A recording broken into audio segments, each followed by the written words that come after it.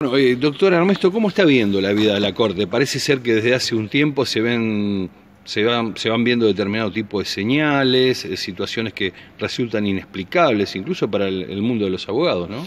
No, yo creo que la Corte Suprema, a partir de la nueva presidencia de Rosenkrantz, se produce un cambio dentro de la estructura de la Corte y hay movimientos internos de la Corte, que yo siempre digo lo mismo y lo digo en la facultad, que la Corte Suprema de Justicia de la Nación es un órgano político, es uno de los tres poderes del Estado, y también juega la política dentro de, en las rencillas internas dentro de los miembros del Superior Tribunal de Justicia de la Nación.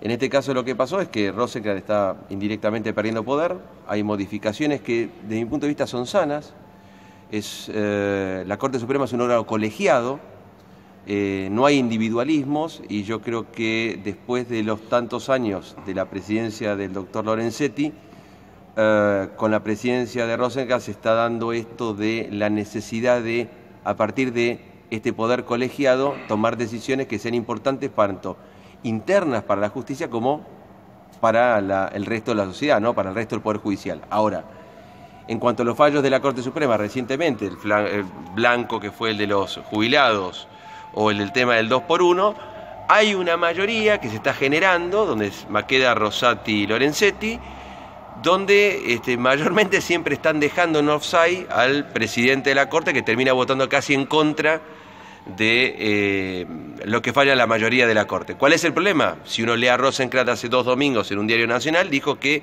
los jueces no tienen que hacer fulbito a la tribuna, sino que los jueces tienen que fallar conforme a derecho. Entonces, la puja acá, creo que es la idea central, es ver si la Corte Suprema termina siendo fulbito para la tribuna o tenemos una Corte Suprema que termine fallando conforme a derecho. De mi punto de vista, cuando la Corte falla, como abogado, respeto lo que dice la Corte y creo que es fundamental entender que cuando la Corte habla por sus sentencias está definiendo e interpretando el texto de la Constitución de una manera dinámica. Y esto es lo que está pasando con los fallos que tuvo una mayoría y que la mayoría de la gente tiene que respetarlo y no poner en discusión lo que resuelven 3, 4, 5, 1 o 2 de la Corte Suprema. El día de ayer, luego del juicio de la sentencia por el caso Lucio Blanco, tanto Maqueda como Lorenzetti decidieron o resolvieron de que el doctor Rosenkrantz no podía seguir haciendo cierto tipo de administración para lo cual estaba facultado. Exactamente, una acordada. Y se comentaba en los pasillos, esto yo no sé si es cierto, que tenía que ver con alguna suerte de discrecionalidad que había tenido Rosenkrantz en cuanto a algunos nombramientos o cosas así. Es para pensar como que la familia judicial está cuanto menos inquieta, ¿no? Bueno, por eso al principio lo dije, lo que la acordada hizo fue poner blanco sobre negro si va a seguir existiendo la discrecionalidad del presidente de la Corte, más allá de Rosenkrantz. Por eso digo, a ver, Lorenzetti, Rosenkrantz, sí. Mañana Hayton, Maqueda o Rosati. Cualquiera de los ministros de la Corte que sea presidente, la Constitución dice que es un cuerpo colegiado. Entonces, al ser un cuerpo colegiado, las decisiones tienen que tomarse entre todos. Yo escuché el mismo run que escuchaste vos en cuanto a nombramientos discrecionales.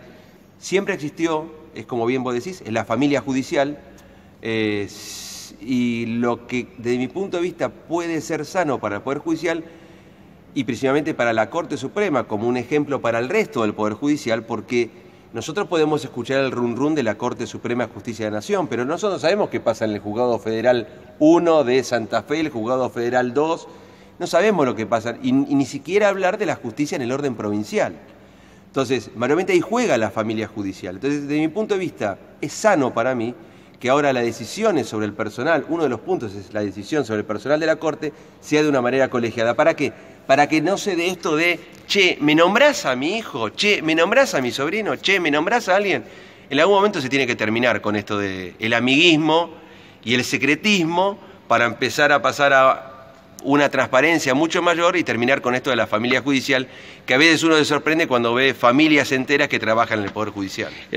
Para no sorprender, incluso para quien lo está viendo, doctor Armesto, muchas veces se dice en algunas cátedras, en determinadas universidades, que casi siempre, digamos, la justicia hace una interpretación de los lineamientos políticos de un gobierno. Exacto. Así expresado, no taxativamente, está la Constitución de los Estados Unidos, y si bien se intentó desde la República Argentina hacer alguna suerte de copia de lo que es el ordenamiento estadounidense, parece ser de que este tipo de lecturas también se hace en la Corte, ¿no? Es que la Corte es política. Esto es lo importante. La Corte es un órgano político. Y los miembros que la integran vienen de la política. A ver, no nos olvidemos, Maqueda era senador del peronismo. Sí. Rosati fue ministro de Justicia de Kirchner. Bueno, Rosenkrantz venía del aspecto privado, Hayton venía con carrera judicial, Lorenzetti, por lo que dicen los medios, parece también que era peronista. Entonces, que vos que sos de Santa Fe o la gente de Santa Fe lo debe saber muchísimo más. Entonces, habría que ir ahí a Rafael a averiguar. Ahora, ¿cuál es el tema? Siempre la Corte Suprema, cuando falla, también falla desde el punto de vista político. Es decir, si nosotros no hacemos una lectura política, porque hay que hacer la lectura jurídica de la interpretación del texto de la Constitución, pero es lo que yo dije, como la interpretación es dinámica, lo que te produce es a veces es que el fallo en esa dinámica de la interpretación del derecho también manda mensajes políticos. Vamos al ejemplo práctico, el tema Santa Cruz con la ley de lemas. Es decir, la Corte Suprema terminó diciendo que si no hay... la Corte Suprema no se puede meter bajo ningún aspecto en cuestiones de orden local y termina convalidando la ley de lemas. Ahora, la Corte, cuando hizo el fallo Zamora, que quería la reelección, le dijo, no, señor, porque usted está violando garantías constitucionales y el principio republicano de gobierno. Entonces, esto también hay que entenderlo, es decir, la Corte cuando falla, también falla con un mensaje político. Ahora, sí, para desmitificar este tema, ¿no? También suele decirse, y yo no sé a quién atribuirle el origen o la génesis de este comentario, como que cada vez que la política ingresa a la justicia sale por la ventana. Esa es una frase que me encanta decir a mí. Bueno, no sé dónde nació y le pregunto decir si esto es tan así, porque si la Corte es política... No política partidaria. Sí, se entiende. Acá está la diferenciación. No es política partidaria. Pero a ver, cuando vemos en los últimos años la Corte Suprema de Justicia de la Nación, muchos fallos, no nos olvidemos la Corte adicta de Menem, donde la Corte fallaba conforme las políticas económicas que planteaba el ministro Cavallo. Entonces, esto también hay que verlo. Entonces, cuando uno ve a ver, yo siempre digo, cuando vos ves el árbol y no ves el bosque, yo creo que a veces hay que ver el bosque. Entonces, acá está el problema. Es decir, la Corte Suprema de Justicia de la Nación, cuando falla, y hace un fallo también no solamente jurídico, sino también es político, no político partidario. Por eso a mí me llama la atención cuando leo los diarios nacionales que dicen la mayoría peronista. No es la mayoría peronista. Yo no estoy de acuerdo con que hay peronistas, radicales y nada. Es decir, porque cuando uno llega al Poder Judicial, lo primero que tiene que hacer es desprenderse de los avatares de la política partidaria. Entonces, para la política está este ámbito, el Congreso de la Nación, el Poder Ejecutivo, las intendencias, los consejos deliberantes, los gobernadores, las legislaturas provinciales. La Corte o el Poder Judicial está encargado, a partir de su independencia, ¿sí?, de resolver las cuestiones de lo que le pasa a la gente común y corriente. Entonces, esto es lo que la gente tiene que entender y a veces me llama la atención que desde distintos medios fogonean quieren instalar esta idea de que la Corte, ahora que un partido político gobierna la Corte Suprema de la Justicia de la Nación. Y yo creo que eso no se da, salvo en los 90 con el menemismo, que venían los amigos de Menem de La Rioja. Ahora, una pregunta respecto de esto, ya que digamos usted es un conocedor de la justicia en forma interna. También se dijo, y no sé si con cierto grado de fundamento, de que el hecho de que Rosenkrantz, siendo que como que proviene de afuera, del ámbito privado, que no es una persona de carrera dentro del ámbito judicial, causaba determinado tipo de resquemores, reservas o cosas así, como que se sintió un cimbronazo por la dinámica y el estilo que tiene Rosenkrantz. Sí. ¿Usted cree que está esa sensibilidad instalada en los Yo creo que ministros? No. Yo creo que no, porque Lorenzetti viene también de lo académico. Yo creo que no. Yo creo que, lo que puede estar pasando es que a veces algunos le hacen sentir el rigor, y puede ser que le estén haciendo sentir el rigor. Y que la discrecionalidad esa que siempre marcó como característica al presidente de la Corte Suprema, haya un agotamiento por los 12 años de Lorenzetti y no quieran que se repita otro Lorenzetti. Entonces me parece que puede pasar por ahí la cuestión, ¿no? Y estarán preparando seguramente al nuevo presidente de la Corte, que en algún momento va a aparecer, que también va a ser de Santa Fe, pero no Lorenzetti. Bien, la pregunta sería si empieza con R, pero... Bueno, qué bárbaro. Claro, ahora vamos por el otro lado también.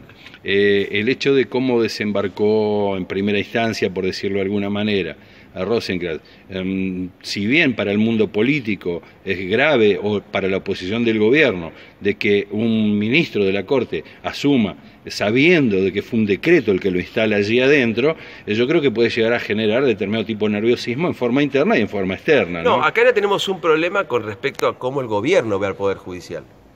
Si el gobierno lo designa por un decreto, cree que los ministros de la Corte son empleados del Poder Ejecutivo, y lo que tienen que entender que son tres poderes distintos que están a la cabeza de la Constitución. Entonces el Poder Judicial se encarga del control de constitucionalidad y convencionalidad de las leyes, que no tiene nada que ver con lo que hace el Ejecutivo, que las tiene que ejecutar, y con el Legislativo, que las hace. Entonces así funciona la triada de poderes. El problema es que cuando vos venís con la mentalidad empresaria y creés que todos son empleados tuyos, ahí tenés un problema grave. Lo grave, que sí coincido con vos, es que cuando los nombraron por decreto son los primeros que tenían que haberse decir, no señores, de esta manera, si no tenemos que ir por el camino del decreto 222/03 y el proceso que establece la Constitución para designar los ministros de la Corte. Y ya la última, doctor Diego Bermesto. El hecho de que se haya visualizado este criterio del empleado, ¿no?, y el empleador o patrón, si queremos ponerle otro nombre, ¿eso implicaba de alguna forma en esta crítica subrepticia que a veces se deslizaba en el ámbito tribunalicio, que tenía que ver con el mandante es empleador y quien viene a instalarse en la Corte tiene una figura de empleador, un estilo de empleador? Y yo, por ejemplo, a mí, este es mi punto de vista, que los ministros de la Corte sean invitados a almorzar con el presidente de la República, a mí no me cuadra.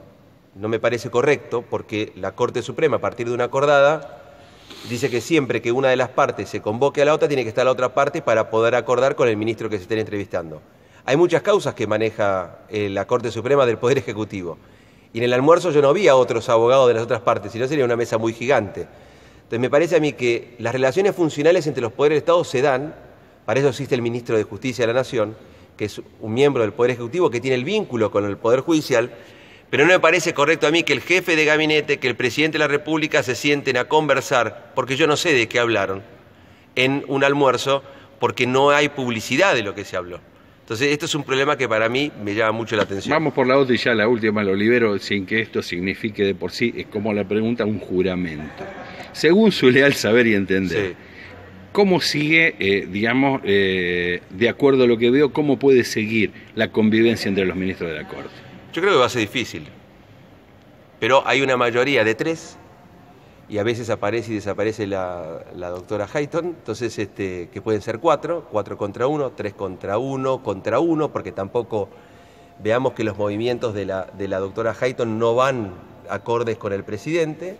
Entonces yo creo que hay una tendencia a buscar, no la renuncia como ministro de la Corte, pero sí a un desgastar al presidente de la Corte para que, bueno, se termine aflorando un nuevo presidente que ya te dije que más o menos lo olfateo.